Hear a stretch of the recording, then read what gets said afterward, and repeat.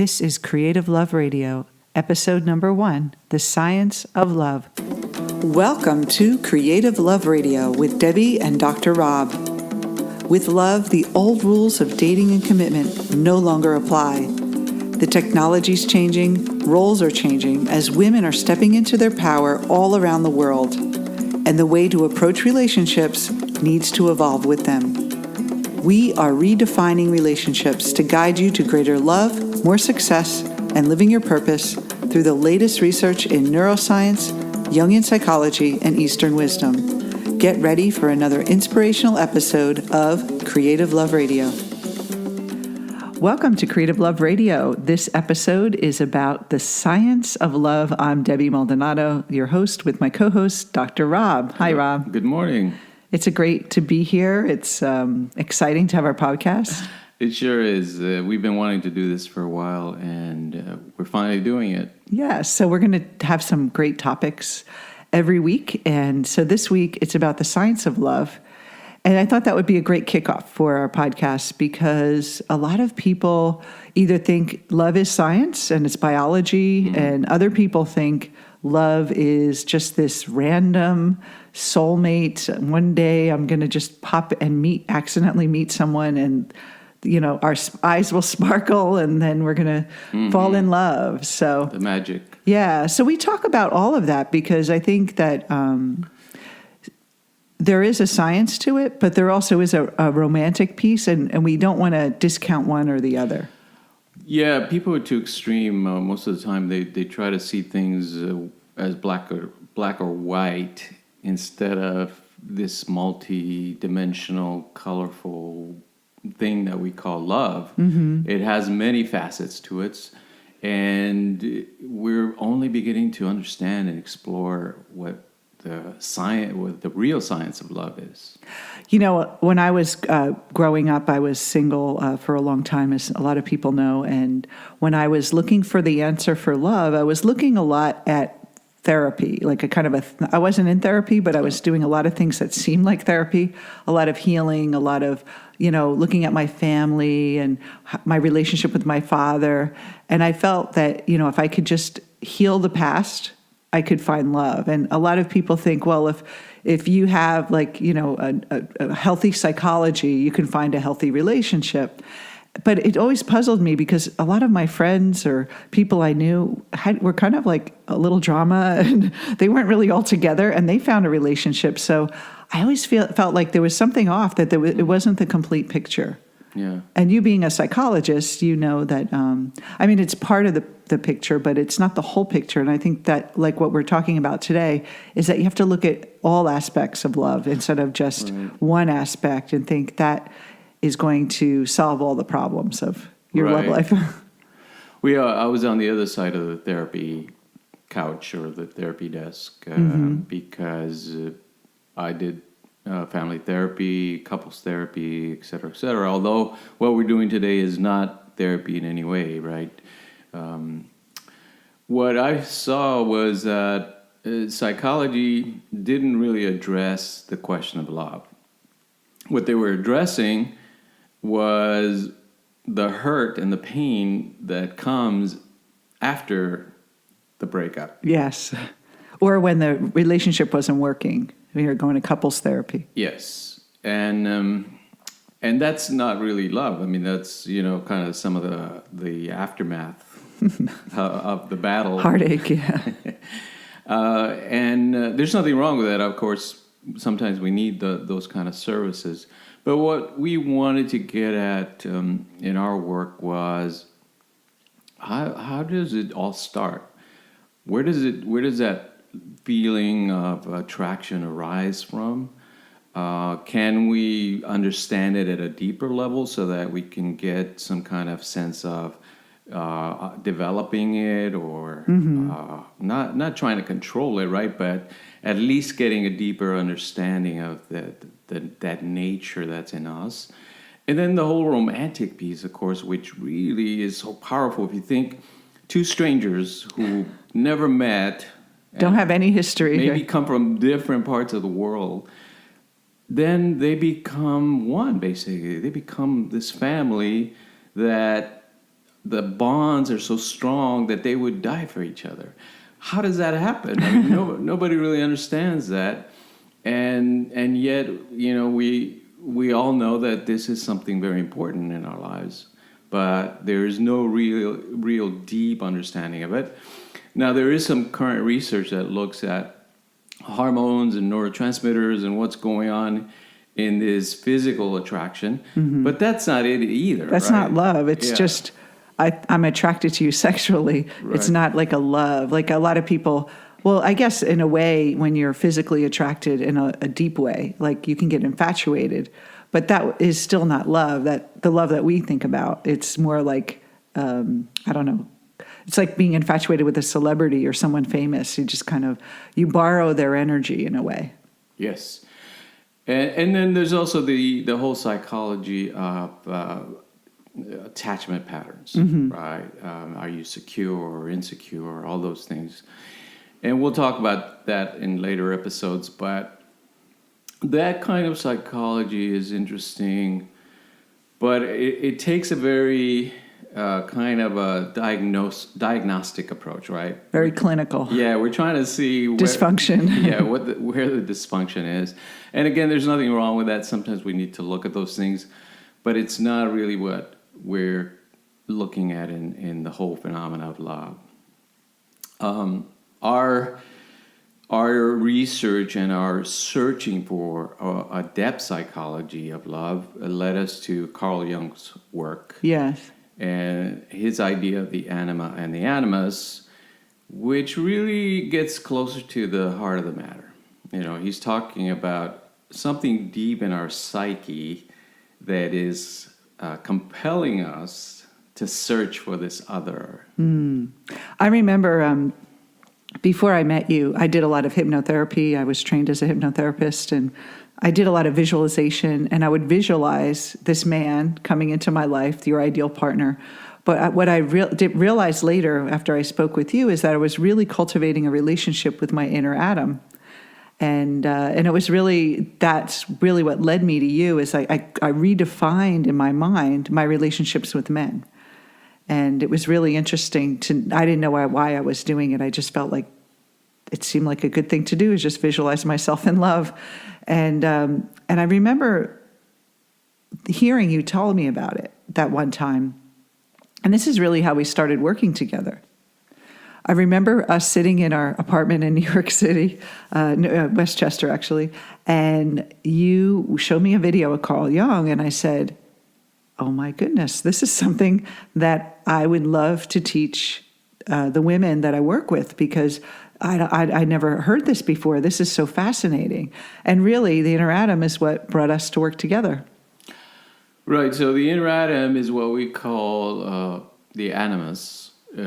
Jung's idea that a woman has, let's say, this archetypal image of a man inside them. And we call him the inner Adam simply for clarity's sake, because anima and animus, they're so close that people get all confused when we start to use those terms. And that was my idea, because I got confused. I was like... So the inner Adam is for the woman, the inner Eve is for the man. And in Jungian psychology, the inner Eve would be the anima, the man's soul, in the sense that Jung is using it. Now, we took all the clinical aspects out of Jungian psychology out of it in order to, let's say, to develop a psychology that's more applicable for today's world, but that still goes deep into, what's going on at the deep psychological, emotional level, and then we wanted to understand further if this is going on at these deeper levels, the unconscious levels, what is the nature of the mind?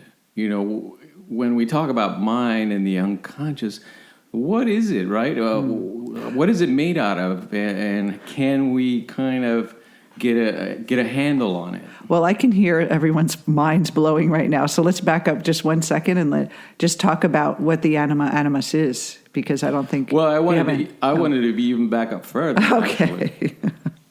But we need to introduce these terms because that's what we're going to be talking about. So, if this kind of scares you or is not your bag, then you're in for a bumpy ride. But if you're interested in the mind and really getting at what is love and not afraid to go deeper into exploring these things, then we're your guides. Yes. Yeah, so let's back up a little bit. I know these terms are, let's say, a lot of people haven't heard of them. Yes. And that's fine. They for a new person hearing us, they seem very abstract. So I wanted to make sure that everyone grasped it with some examples. That's her role. She keeps me grounded. I'm the interpreter. She keeps my feet on the when ground. When Dr. Rob starts going into these big terms and these new terms, I'm here for you people that are. Some people like just want to hear all the clinical stuff, and then other people want to know he's interesting, but what did he really mean? And so that's what we're gonna. And for you who say, she never lets you speak. She censors you. Yes. I'll try to speak up more. Yes. So let's back up a little bit. Yeah. So what's going on, let's say, at the social level? According to Jung, we have a mask that we wear, which is called a persona. And our persona, we can think of it as our personality in a sense. That we wear this mask or several masks or a changing mask, if you will, that we use to interact with each other. It's kind of an identity, a uniform, a way of saying, this is who I am. And people can think of it as their personality. Like I am, fun, or I'm smart, or I'm this, kind, giving person. How would you describe yourself? And if you look at your profile online, if you're dating online, that would be your persona. Yes. It doesn't mean, because it's a mask, it doesn't mean it's not real. Mm-hmm. But it simply means it's a real mask. Well, some people think it's real. They think that's who they are. And it's almost like you said, a comedian once said that we don't bring ourselves on a date, we bring our representative. So and we bring it everywhere, like at work, with our family, we have a mask, with our friends. There's a deeper part of ourselves that we never let anyone see, really, and part of ourselves that we don't even see. But we kind of fall into these roles, and think about in kindergarten, who's the princess, who is the smart kid, who is the troublemaker. Everyone had their kind of roles, and then we kind of play that way in society. We have these little roles that we play and interact with each other. Were you the princess? No, I was the smart girl. I was the nerdy smart girl, which is why I didn't. I wasn't good with love. And then I pretended I was dumb when I was single in my 20s. I remember, and even 19. Did you dye your hair or blonde? No, but I was fun Debbie, and I partied, and I was like, I don't want a relationship. I'm cool. And I remember a guy I dated once. He said, I know you're smart, because we knew each other in high school. He's like, you were like the smartest kid in high school. Why do you put this dumb act on? And I'm like, I don't know. And because I thought that men didn't like smart women. So that was my mask, that persona. And so that's really a good idea of what we do. Mm-hmm. We take on these roles, and some people think that's who they are. Some people really don't feel that they're smart. Some people really don't feel that they're sexy. So they kind of dress that that's not part of them, so that I'm more conservative, or I'm more logical. Right. And so we kind of think about your personality and who you think you are. And I'll let you speak now. Yes, and now a lot of people confuse the persona with the ego. Mm-hmm. They're not the same thing. Obviously, they're related. But the persona is the part we show to others. Mm-hmm. So it's not the ego that is kind of running the show behind the scenes, because the ego can hide things from others, mm-hmm. right? So we don't show everything about ourselves, right? We select certain traits and say, this is who I am. And then our evil little mind is in the ego running the show and saying, what's going on here, and making calculations and making sure we survive. And Jung definitely saw the ego as an important piece of our awareness, our consciousness, our ability to solve problems and figure out life for ourselves. And basically protect ourselves. The ego, like, is self-protective. It's really helps us survive in the world and society. So the ego would prevent us from doing something embarrassing. The ego would prevent us from, like, sometimes if someone cuts us in line at the grocery store, we're not going to just punch them in the face. Our ego's stopping us from doing that because it wouldn't look good. It's like, no, that might not be looked upon by everyone else. So we kind of create these personalities and these identities that fit in with society, that are acceptable, that we believe through conditioning that are acceptable. Right. So the ego, a lot of people also make this mistake. They think that the ego is something solid in our brain or something permanent, but it's more of a function, like digestion, right? Our stomach, our digestive system is there. It functions as a processing food apparatus. Our mind has the ego, which functions as I making, a sense of I. I am the one that is experiencing the world.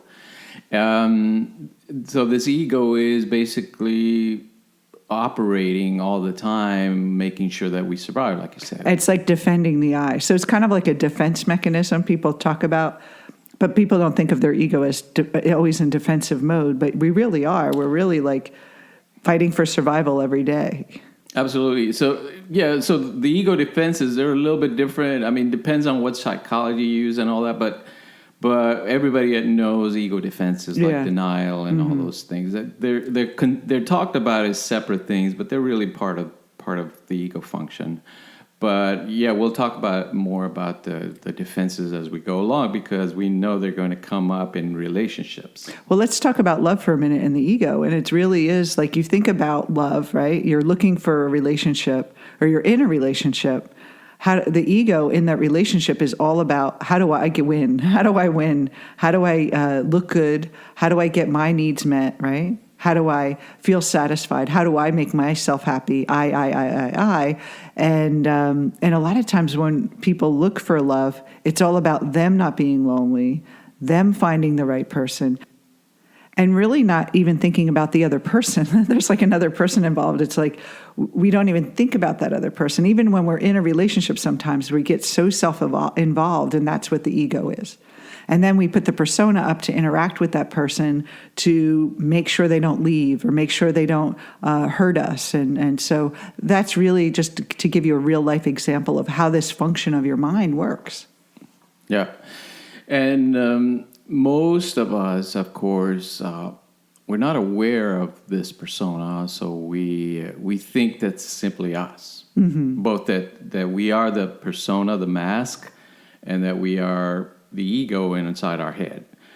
No, there's nothing wrong with this view. Obviously, it helps us survive, and it helps us get along in the world, go to school, and kind of make friends and get a job, hopefully. And this is typical functioning. That's why we never understood really those people that disparage the ego so much. They want get rid of it. They want to get rid of it. They want to kill it or something like that. Almost like a pest that's in the mind or something. The gremlin. It's simply the nature of our mind. There's nothing wrong with it. And it really has a good intention. It's always trying to help us. It's trying to help us survive and fit in. But I think one thing we can bring the science into this is that how the ego learns how to function, like it's adaptable, right, from early on in life, and our brain is wired to repeat what we kind of set up early on of how we survived, and it's basically on autopilot. That ego is just judging and learning a situation as it originally judged it, and is reacting as it always has in a pattern. And so when people think about, I have my love pattern or my dating pattern is keep attracting these type of people, the ego is just replaying this old programming, which is wired in your brain. So we have the science coming back into it. Absolutely, and we see Jung really developing and struggling with these ideas early on, and he learned a lot from Freud, the original psychologist, basically. But he took these ideas and really made them his own and injected them with his own brilliance. Now, his brilliance was really about going deeper than, just the ego. So he started thinking, well, what's going on when we select the traits that make up our mask? Mm-hmm. When I say I'm the nerdy smart girl. I didn't select that. Well, I felt like I did. Well, I guess I did. I just took on that role because that's who I thought I was. That's what I'm saying. Your ego did. Because it wanted you to survive. So it looked around and said, how can I survive in this jungle of kindergarten school? I could be the smart one. Yeah, it said, you got some smarts. Why don't you, put on a mask? That was my kind of natural talent or something that we have, right? Some people have the natural brawn, so they become the tough one. Mm-hmm. So as it selects these things for the mask, for the persona, it has to push away or deny the opposite traits or other traits that don't fit into the persona, that don't help it adapt in that particular situation. And that Jung called the shadow. Right? It sounds mysterious and ominous, but it simply means that we're not aware of it. In other words, we push it into an area of the mind that's unconscious. It's like a storage closet where we put all our junk that we don't need, all the exercise machines that we buy and never use. Are you talking to me right now? And then forget about them, right? By the time we know it, there's a closet full of all these things that we accumulated in the span of years that's filling up all the closet space, and we don't need them, but they're there. That's the shadow in a sense. The accumulation of rejected traits from our personality that don't fit into our persona. That we don't want people to see us as those things. Like the cool girl. So I had to be the nerd. Right, because the cool girl, although she's say desirable, she's not smart, usually. Well, in that particular environment, it wouldn't be adaptive for you. Mm-hmm. It wouldn't help you survive. It wouldn't help you thrive or get along. Mm-hmm. So it has to be pushed into the shadow. And there's an important point that we see. Not all bad. The things in the shadow are not all bad. They're subjective, basically, based on what you learned. So for the cool girl to be in the shadow, maybe because the cool girl is a dominating figure, and it's the nerdy girl can play the kind of the back seat, the smart one, but she's not like in the front. And a lot of people think there's certain traits that they don't want to be too exposed. Some people love all that attention and some people don't. And it's just, so we pick those things that we think are going to help us. And I think it's really interesting too, is that we naturally have certain traits like different from everyone else biologically, right? We have our DNA. And so some people are smarter than others. Some people are more, have a different personality than others. And then we tend to use, I think, what works. We play with different things, and whatever works in that early life, we go, okay, this is working. I'm going to use this. This is what helped me. Yeah. So just to get back to Jung's model, the shadow, the way we see it, and the way we're going to talk about it throughout our podcast, is not anything ominous, evil, or bad. Mm-hmm. Now, obviously, there are people who have dark shadows, but most of us, it's just stuff that we don't like about ourselves. Yeah, right. That go to the shadow. Not big things. Right. The whole idea with Jung's work, though, was that we have to face our shadow. Yes, and that's where most people run. So yes. So if you have your running shoes on, now's the time to do it.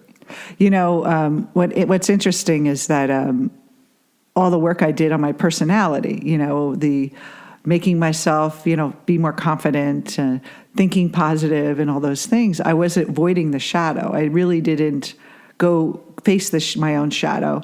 For the longest time, I did personal development for almost 20 years.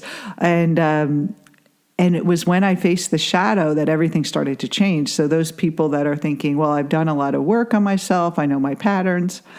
If you haven't faced your shadow, you are still caught up in the conditioned mind. So I call it rearranging the furniture. You're just kind of like moving things around a little bit, maybe making your persona a little better. And, a lot of self-development is great for that, thinking positive and seeing yourself in a new way, visualizing yourself in a new way.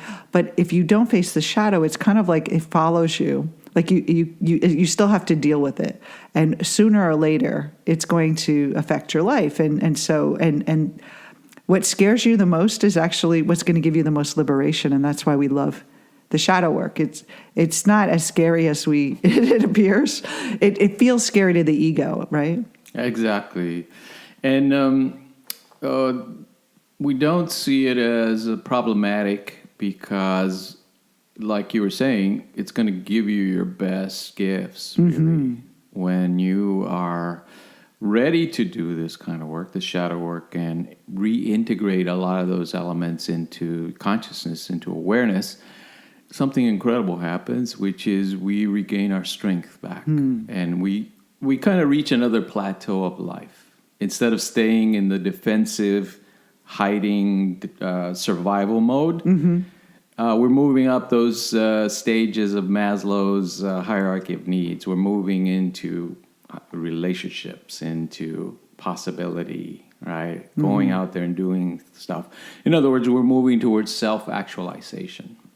And so to put it in a practical terms is that related to dating, because that's a very, very big idea, right, that we want to integrate. And what does that mean? And for me, my personal experience was I kept thinking that I was attracting unavailable people and what I was so available.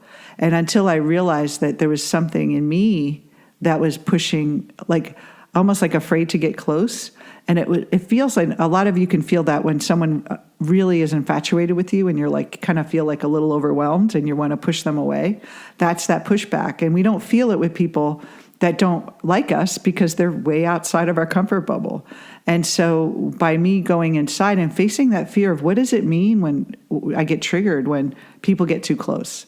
And when I realized it was in me and I turned myself around instead of looking out there for that person to come in and give me that love and fulfill my life, I started looking at myself of where am I pushing back?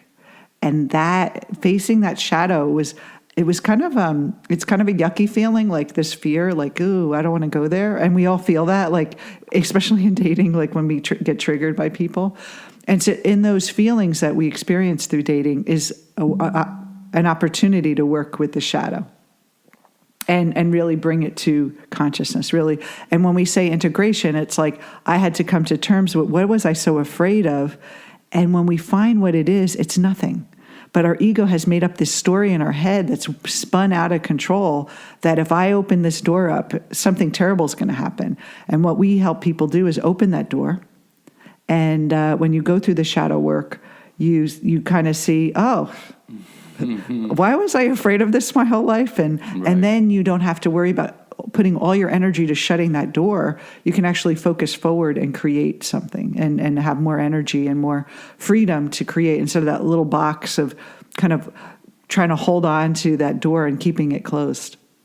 Yep. So as we start to get into the shadow, we start to get closer to what is going on in love. Because we're going to have to let go of the mask in order to really be intimate and personal in a real way with another person. In other words, we can't hold them at arm's length with our persona and say, this is all I am, this identity, and you can't look behind the mask. Don't look behind the curtain. Right. And that's kind of how if you have a habit of going out on 1 or 2 dates and then it doesn't go any further, or dating for my experience was dating a few months. And then when things got really close, the other person would leave, but it was almost by design, by my own ego, because I didn't want to go past that point. So that's really a really great point there, is that if we can't get intimate with ourselves and understand this, how are we going to open that mask up to others? So that's what we're going to be talking about in these podcasts, which is, to us, it's the most interesting topic in the world, because it touches every aspect of our lives. Because it's not only about relationships in a romantic sense. It's about relating to the world. It's about relating to your family. It's about relating to your boss, your employees, your coworkers, the Uber driver, on and on, right? Everyone. And so I'd like to end with a story before we go. And this is how the process really works for you to become free. And one of the things that when Rob and I first met, we watched a lot of documentaries and we'd watch a lot of, these shows of like survival. And I don't know why, but I just love them. I'm not an adventurer. I don't like going like camping or anything like that. But I'd watch these shows there was one show, I Shouldn't Be Alive, right? And it's all these shows where people were on the verge of death, like out in the wilderness, and they got saved and what they went through in their mind. And I thought it was so fascinating. Well, this one story, which I tell a lot in our live events, is about this guy that falls off a cruise ship. And he falls off this cruise ship. He's overweight. And he's, swimming in the water. It's middle of the night. And he's just like, the cruise ship is sailing away. And he's like in the middle of darkness. He's like, what the heck am I going to do? Like, am I going to survive this? And he's like pedaling. And for like an hour. And then he's like, I just am exhausted. He's totally out of shape. Can't really keep it up any longer. And then all of a sudden this thing comes toward him, and it had like a fin, it looked like, coming toward him. And he said, oh, well, I guess I'm going to be eaten by a shark. And he just lets this thing come toward him, and he's just like ready to give up. And then it bumps up against him, and he realizes it's a log. And he clings onto the log, and the log actually saved his life. It's like, oh, I don't have to pedal anymore. And he falls asleep. He wakes up in the middle of the morning. The sun comes up. And he sees that he's only a mile away from this beautiful island. And he said, oh, I could be rescued. So he holds onto his log and starts pedaling with one hand, going toward the water, going toward the island.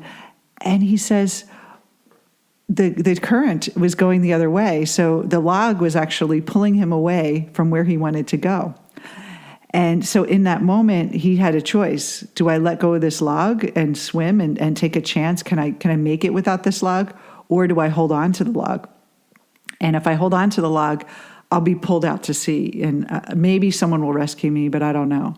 And so he was in this like battle of his mind. And so he would let the log go and start to swim, and then swim back to the log again and hold on to it.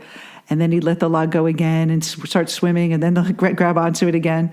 And then at the end, he just decided that he's just going to go for it, because he just he wanted to live. He didn't want to just survive. He wanted to live. And so he let go of that log, and he started swimming to that island. And then he was rescued. But it was interesting. That's how we are with our ego. We hang the log, the thing that has kept us alive, these condition, this persona. It almost feels guilty to let it go. Like in that movie with Tom Hanks, when Wilson left, he was like, Wilson. And that's kind of how we feel with our personas and our defenses. Our ego, we want to hang on to it because we don't know any other way. And so it's very natural for us. And you could see in that story how it's a mental struggle. And so even if it's taking us away from what we want, even if it's pushing us, like, why did I go for that jerk again? Why did I date that person that didn't want a commitment? Or why did I go back to my ex? Why do I keep doing it? It's because we're holding on to the log, and it doesn't make any logical sense. But the power of survival and kind of keeping things the same, and what our ego thinks will help us, is what we're fighting. And that's really the journey that we go on in life, is, are you willing to let go and try something new? Absolutely. So are you willing to let go? I'm ready to let go. So I want you to think about, before our next episode, what is your log? What are you hanging on to? What pattern of that you feel like you just can't let go of? What are you digging deep about that if you could just let it go, that it would give you everything you want? Beautiful. So I'm Debbie and Dr. Rob. We love that you joined us, and we hope you join for more episodes. We're going to be talking about attraction. We're going to be talking about the bonding and getting intimate with people. We're going to talk about more about the persona. Lots of great stuff that is going to help you find great love in your life and have better relationships. Absolutely. So take care, everyone. We'll see you soon. Take care. You've been listening to Creative Love Radio with Debbie and Dr. Rob. For more information, visit us on our website at creativelove.com.